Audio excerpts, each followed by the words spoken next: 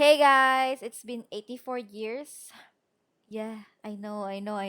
Since I uploaded, I hope all the peeps who listened in my first episode would still listen to my upcoming episodes. Plus, this season will also be available on Lightspace Studios Spotify.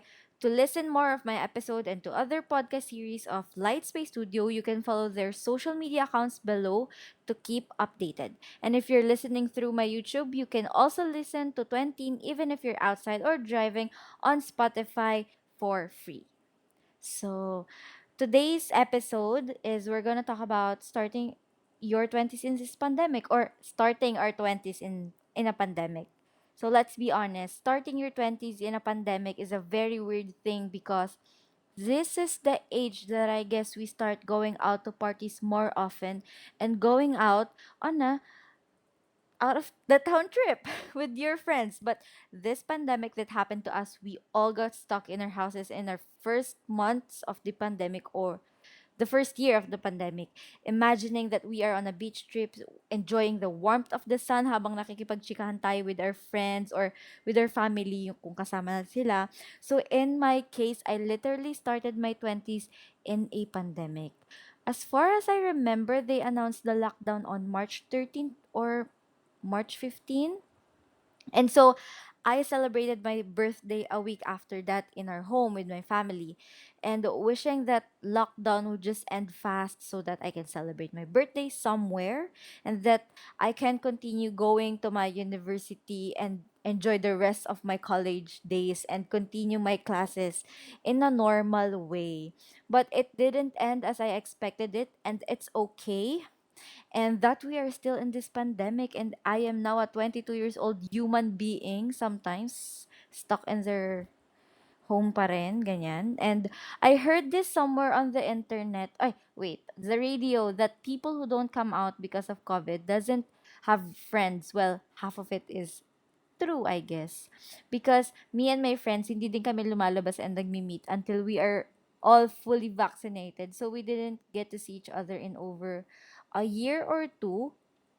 And the things that I normally do, hindi ko siya nagagawa and my everyday is on repeat. Or kung may maiisip akong gawin within that day na hindi ko nagagawa ng mga normal days ko, yun. Parang yun na lang yung na dumadating na event sa life ko noon. So, I also stopped writing my schedule for a month na. And before this pandemic started, I have a schedule for a month na prepared, na sinulat ko na kung anong gagawin ko sa mga buwan na yan. Minsan, a month or two pa yung nasusulat ko. So, the pandemic, wala akong nagagawa until my dad suggested this three things to us para hindi nasasayang yung araw namin in just scrolling through our phones na nagti-TikTok or nag-IG. First is sabi sa amin ng dad ko is to do something you want. Ito yung mga bagay na gusto mo gawin like scroll on TikTok or watch a movie. Just the things that you personally want to do within that day. I think it's more of the fun stuff. So the second is to do the need, like, you need to take a bath every day kapag hindi ka tinatamad. So, I'm just kidding. Kidding aside, this is are your responsibilities either in your school or even if you have a part-time job online or the important things that you need to accomplish and to also clean the house, like the house chores. This become a need for me since we are staying in our houses. Of course, we need to clean it up since we have a schedule. Kaming magkakapatid, we have a schedule kung sino maghuhugas, maghahain, and magluluto, or kung ano mang kailangan pang gawin. It really helped us to divide the work and to be more organized. So, makakatulong talaga 'pag may scheduling kayo. And lastly, something new na kahit na nasa bahay ka, don't limit yourself sa mga bagong bagay na pwede mo magawa.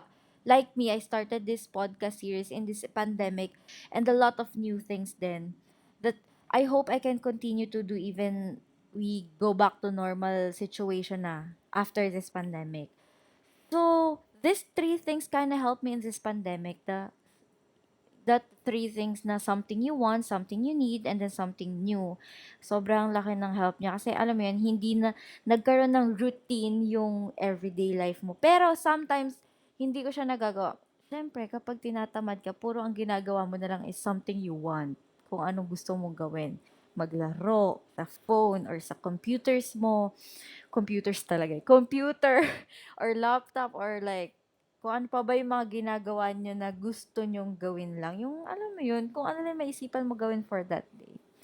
So, with these three things, it really helped me sometimes kapag nasusunod ko siya. So, I think that's it. We reached the end of our episode for today. And thank you for staying until the end. Kahit puro boses ko lang ang naririnig nyo. And I hope I shared some things to you guys.